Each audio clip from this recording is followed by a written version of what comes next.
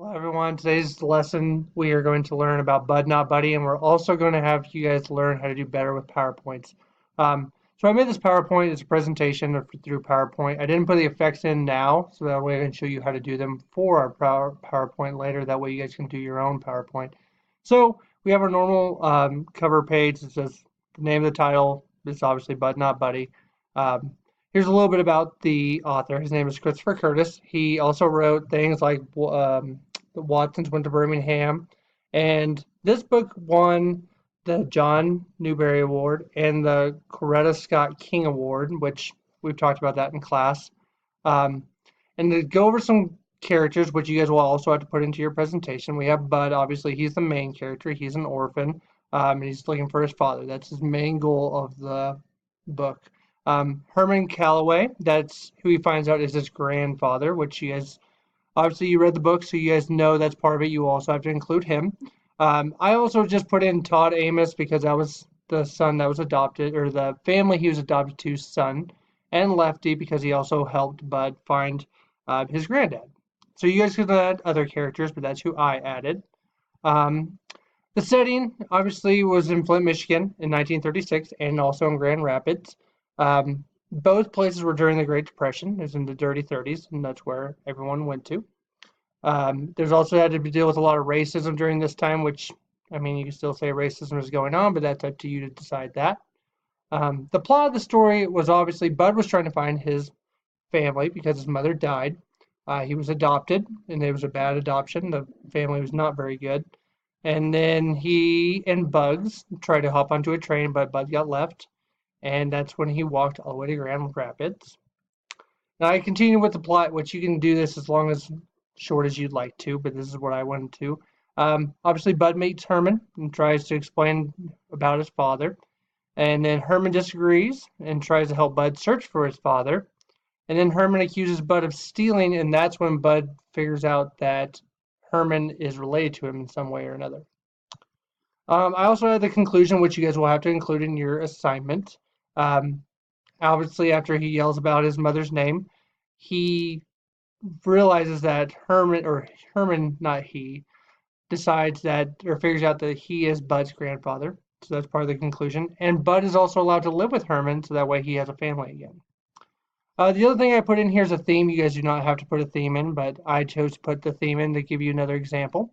One of the main themes of the story was to always have preservation or perseverance. Sorry. Um, you should always strive for your goals and try to do what you need to do and try to keep going towards the goals. And that's a big Bud's big point to this whole. So that's my last slide. However many slides you'd like to. Um, but I'm going to show you guys how to add slides and how to put some themes and everything in there. That way you guys know how to do this. So if this is your last slide, all you have to simply do is up here, you put insert, and then you click on new slide, and that adds your new slide. So that's pretty simple, right? We can all do that. And then you can always put a title. So if you want to add your title, you can add in, oh, it can be whatever you like. So if you want to put in, I don't know, give me an idea.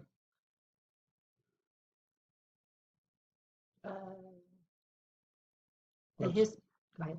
Bud's Great Adventure. Bud's Great Adventure. So you just add this in here. Adventure. So then you have that. I think I spelled that right. Looks like it. So there's your title. And you can do that with every. You're gonna have to do this for every slide, like I showed you, plot, all that other things. And then you add in your first thing. So let's say he ran away from his family. So then all you have to do is hit enter. That creates your next slide. But if you want to indent and put something new in there, like let's say that all you have to do is hit tab. Simple makes it indented. That way you guys can do that. So then you put it with it, he ran away from his adoption family first. Okay.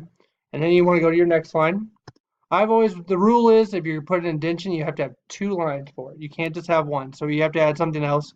And then you can also say that he ran towards the train station. And then you can go back. And then the easiest way to get this back to the outside is you go back to your home page and you click this little arrow up here, it goes back. Cool. Pretty simple. Yeah. So you add that, and you're going to have to need at least 8 slides, counting your cover page. I'm going to go back to a picture and show you guys the effects. So essentially for this, you click that, and you click your animations. And this shows you whatever ones you want. They're up here at the top. You hit split if you want, and that's exactly what it does. Or you can hit fly in, and it'll fly in. You guys can do that for anything. You can even do it for your title if you want to. You can hit this down, it'll show you all these other ones. If you want to do like a fill color, fills in the color. You guys do whatever you want. It's pretty simple, but I want you guys to use these animations. That way you have them, and it makes your presentation a little more exciting. You can also change the background if you want, which you can do that at the beginning. I just chose simple orange and black, but it's up to you guys. That's all I really have for you guys. We'll have more class time to do this. Is there any questions about your presentation? No. No? No. No?